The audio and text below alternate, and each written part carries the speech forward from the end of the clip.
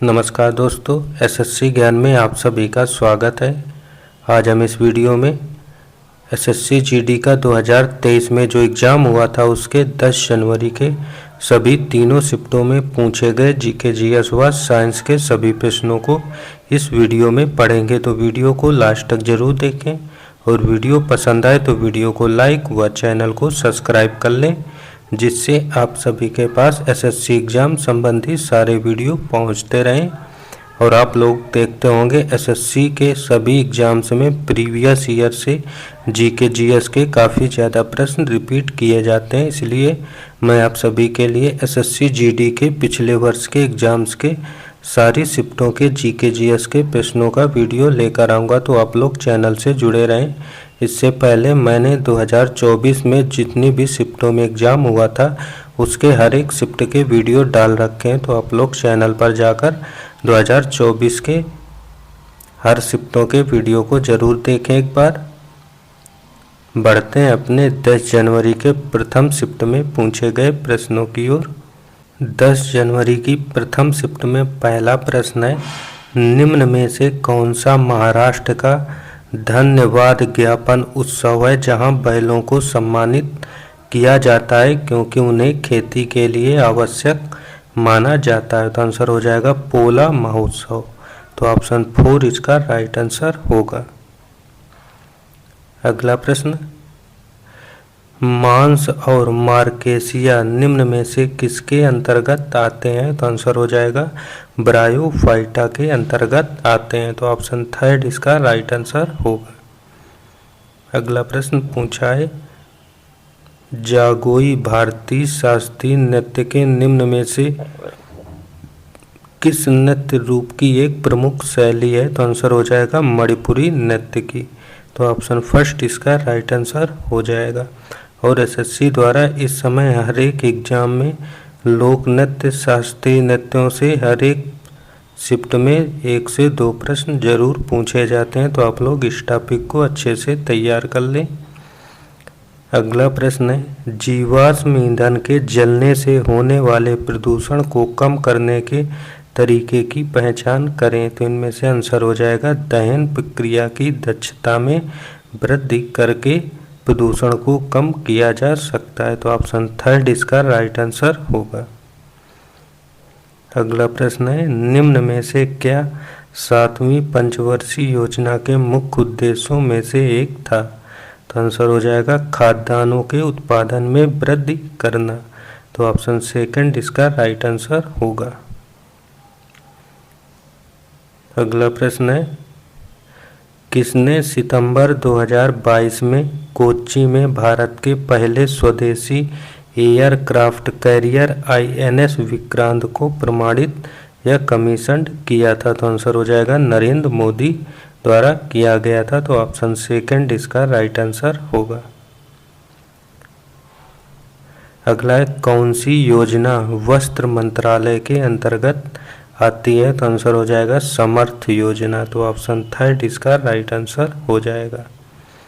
अगला प्रश्न है, निम्न में से किस मौर्य राजा के शासन काल में कलिंग युद्ध लड़ा गया था? तो इसका आंसर हो जाएगा अशोक के शासन काल में कलिंग युद्ध हुआ था 261 ईस्वी में। तो ऑप्शन 4 इसका राइट आंसर हो जाएगा। अगला प्रश्न, भारत के राष्ट्रपति का चुनाव किसके द्वारा किया जाता है? तो इसका आंसर हो जाएगा संसद के दोनों सदनों के निर्वाचित सदस्य और राज्य की विधानसभाओं के सदस्यों के द्वारा राष्ट्रपति का चुनाव किया जाता है। तो ऑप्शन 2 इसका राइट आंसर होगा। अगला प्रश्न है, तपन कुमार पटनायक ने किस नृत्य शैली में संगीत नाटक अकादमी पुरस्कार जीता है? तो इसका आंसर हो जाएगा छऊ नृत्य में जीता है। तो ऑप्शन 4 इसका राइट आंसर होगा। अगला प्रश्न, महात्मा गांधी श्रृंखला के 2000 रुपये के बैंक नोट के पृष्ठ भाग पर किसका चित्र अंकित है? तो आंसर हो जाएगा मंगलयान का। तो ऑप्शन 2 इसका राइट आंसर होगा। अगला प्रश्न, भारतीय संविधान के मूल लेख में कितने अनुच्छेद थे? तो इसका आंसर हो जाएगा 395 अनुच्छेद मूल संविधान में थे। तो ऑप्शन फर्स्ट इसका राइट आंसर होगा। अगला प्रश्न है, आपातकाल के दौरान किन मौलिक अधिकारों को निलंबित नहीं किया जा सकता है? तो आंसर हो जाएगा अनुच्छेद 20 और 21 के अधिकारों को निलंबित नहीं किया जा सकता है। तो ऑप्शन थर्ड इसका राइट आंसर होगा। अगला प्रश्न, 1958 में डोवर से कैलिस तक इंग्लिश चैनल को पार करने वाले पहले भारतीय कौन थे, जो 1966 में एक कैलेंडर वर्ष में 5 महाद्वीपों के महासागरों में तैराकी करने वाले एकमात्र व्यक्ति भी थे? तो आंसर हो जाएगा मिहिर सेन। तो ऑप्शन फर्स्ट इसका राइट आंसर हो जाएगा। अगला प्रश्न है, कौन सी अक्षांश रेखा भारत के मध्य से होकर गुजरती है जो देश की जलवायु को प्रभावित करती है? तो आंसर हो जाएगा कर्क रेखा। तो ऑप्शन 4 इसका राइट आंसर हो जाएगा। अगला प्रश्न, ऐसी राजस्व प्राप्तियां जिनका सरकार पर दावा नहीं होता है क्या कहलाती हैं? तो आंसर हो जाएगा गैर प्रतिदेय कहलाती हैं। तो ऑप्शन फर्स्ट इसका राइट आंसर होगा। अगला प्रश्न है, 2017-18 में विजय हजारे ट्रॉफी किस राज्य ने जीती थी? तो इसका आंसर हो जाएगा कर्नाटक राज्य ने जीती थी। तो ऑप्शन फर्स्ट इसका राइट आंसर हो जाएगा। अगला प्रश्न है, अगस्त 2022 में उत्तराखंड सरकार के राज्य ब्रांड एम्बेसडर के रूप में किसे नियुक्त किया गया है? तो आंसर हो जाएगा ऋषभ पंत को। तो ऑप्शन थर्ड इसका राइट आंसर होगा। अगला प्रश्न, भारत में अरेबिका कॉफ़ी कौन से राज्य में उगाई जाती है? तो इसका आंसर हो जाएगा कर्नाटक राज्य में। तो ऑप्शन 4 इसका राइट आंसर हो जाएगा। अगला प्रश्न, भारत में पहली संपूर्ण जनगणना कब की गई थी? तो इसका आंसर हो जाएगा 1881 ईस्वी में। तो ऑप्शन 4 इसका राइट आंसर हो जाएगा। और ये थे प्रथम शिफ्ट में पूछे गए जीके जीएस व साइंस के सभी प्रश्न। अब बढ़ते हैं अपने 10 जनवरी के सेकेंड शिफ्ट में पूछे गए जीके जीएस व साइंस के प्रश्नों की ओर। सेकेंड शिफ्ट में पहला प्रश्न है, स्किल इंडिया मिशन की अभिशासन परिषद की अध्यक्षता कौन करता है? तो इसका आंसर हो जाएगा प्रधानमंत्री इसकी अध्यक्षता करते हैं। तो ऑप्शन सेकंड इसका राइट आंसर हो जाएगा।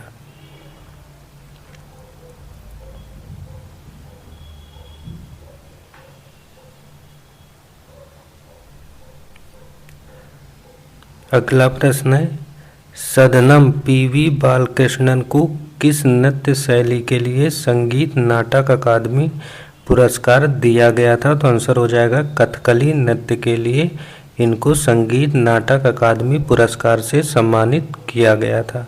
तो ऑप्शन 4 इसका राइट आंसर होगा। अगला प्रश्न, मानव शरीर में भोजन एक सतत नली से गुजरता है जो किससे प्रारंभ होकर गुदा तक जाता है? तो आंसर हो जाएगा मुख गुहिका से प्रारंभ होकर यह गुदा तक जाता है। तो ऑप्शन फर्स्ट इसका राइट आंसर होगा। अगला प्रश्न है, महात्मा गांधी नई श्रृंखला के 50 रुपए के बैंक नोट का आधार रंग क्या है? तो आंसर हो जाएगा फ्लोरोसेंट नीला। तो ऑप्शन थर्ड इसका राइट आंसर हो जाएगा। अगला प्रश्न पूछा गया है, निम्न में से रेडॉक्स अभिक्रिया की पहचान कीजिए। तो आंसर हो जाएगा MnO2 + 4 HCl = MnCl2 + 2H2O + Cl2। तो ये अभिक्रिया रेडॉक्स अभिक्रिया है। तो ऑप्शन सेकंड इसका राइट आंसर हो जाएगा। अगला प्रश्न, तमिलनाडु तट पर अधिकतर वर्षा किस किस महीने के दौरान होती है? तो आंसर हो जाएगा अक्टूबर और नवंबर महीने के दौरान होती है। तो ऑप्शन थर्ड इसका राइट आंसर होगा।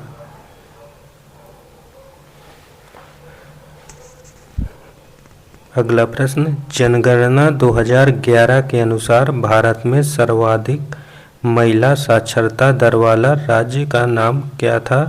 तो आंसर हो जाएगा केरल राज्य की जनसंख्या की साक्षरता दर सबसे अधिक थी। तो ऑप्शन सेकंड इसका राइट आंसर हो जाएगा।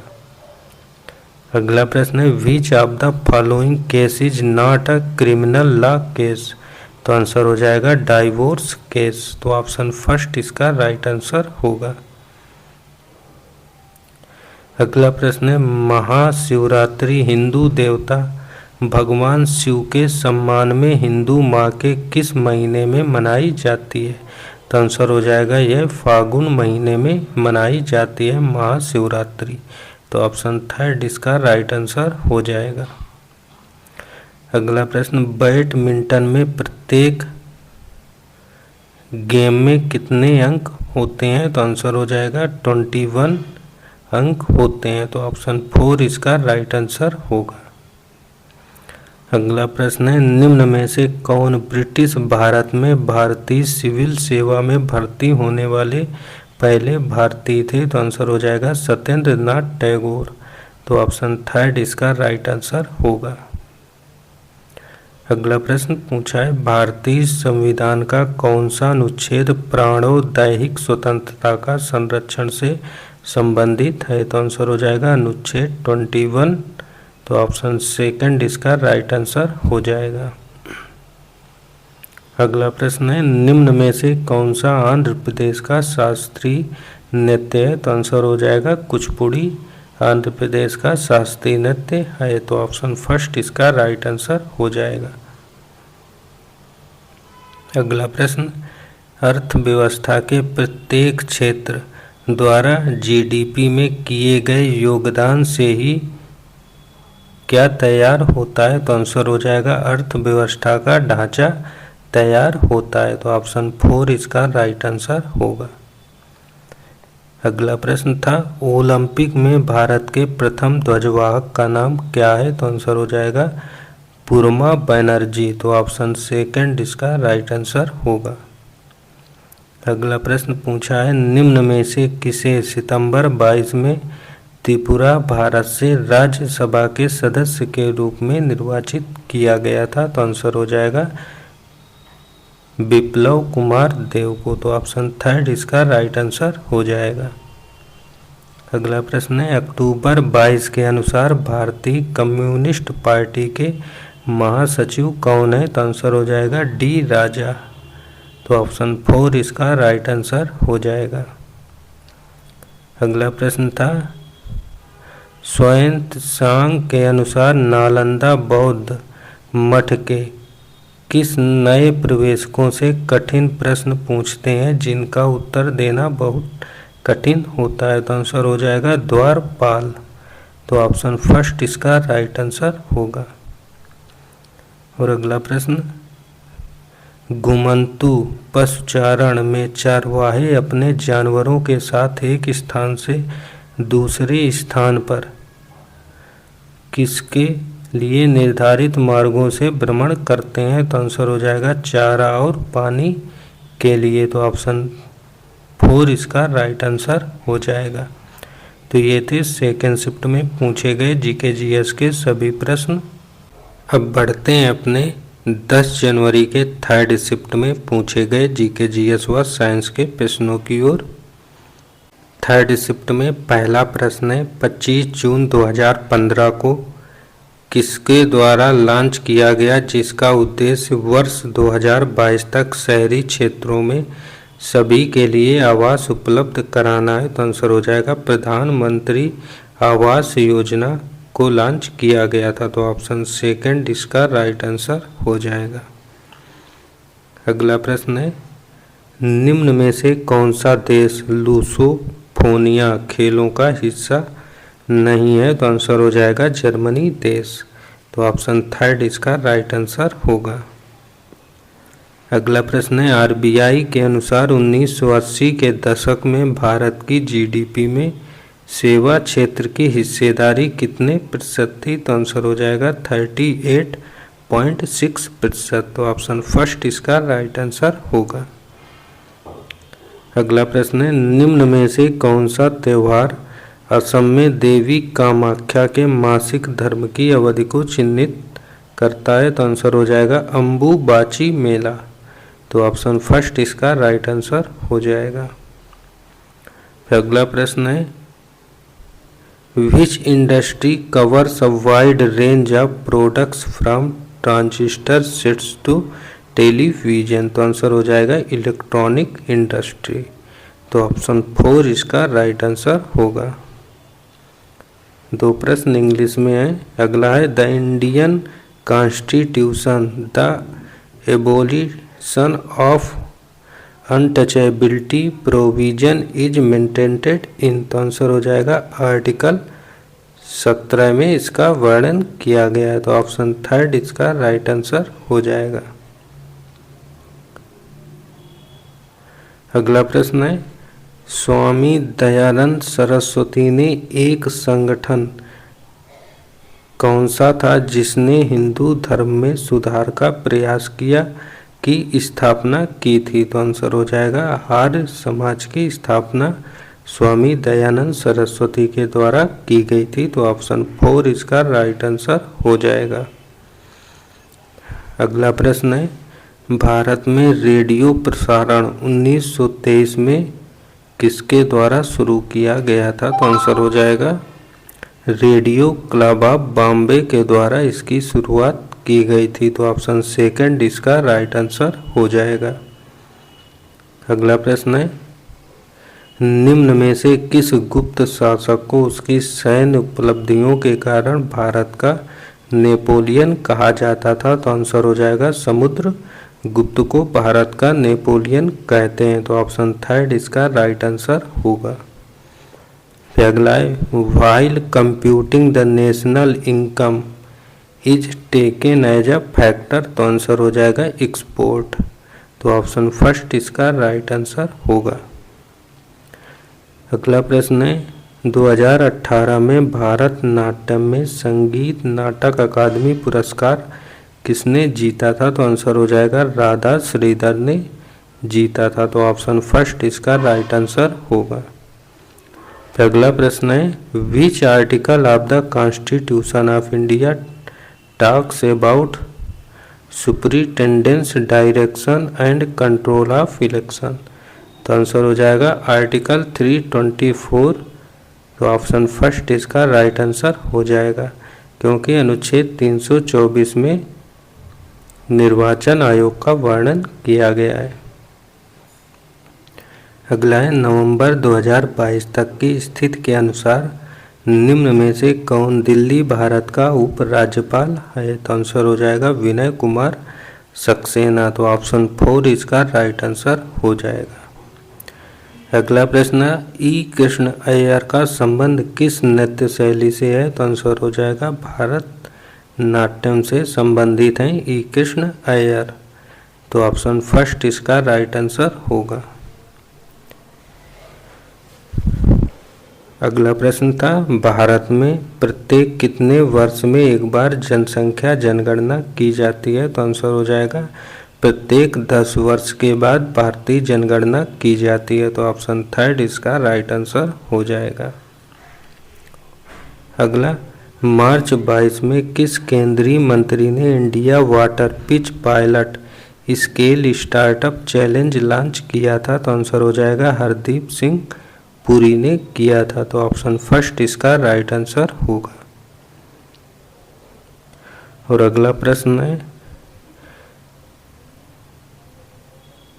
Which is a barrier across following water that obstruct directs and retards the flow, often creating a reservoir lake impoundment? तो आंसर हो जाएगा इसका डैम, जिसे बांध कहते हैं। बांध के द्वारा जो है पानी को रोका, डायरेक्शन को चेंज किया जाता है और बहाव को कम किया जाता है। तो ऑप्शन 3 इसका राइट आंसर हो जाएगा। तो ये थे तीनों शिफ्टों में पूछे गए जीके जीएस व साइंस के प्रश्न। आप लोगों ने देखा होगा इनमें से कुछ टॉपिक ऐसे हैं जो तीनों शिफ्टों में पूछे गए हैं उस टॉपिक से प्रश्न जिसमें पहला टॉपिक है जनसंख्या 2011 से, पंचवर्षीय योजना से, लोक नृत्य शास्त्रीय नृत्य से, उसके बाद पुरस्कार से, संविधान से, संविधान में अनुच्छेद से 2 प्रश्न हर एक शिफ्ट में पूछे गए। तो ये 8 से 9 प्रश्न हैं जो हर एक शिफ्टों में कॉमन पूछे गए। तो आप लोग इन टॉपिक्स को ज़रूर अच्छे से ध्यान दें। अगर वीडियो पसंद आया हो तो वीडियो को लाइक व चैनल को सब्सक्राइब जरूर करें। मिलते हैं अपने अगले वीडियो में, तब तक के लिए नमस्कार, जय हिंद।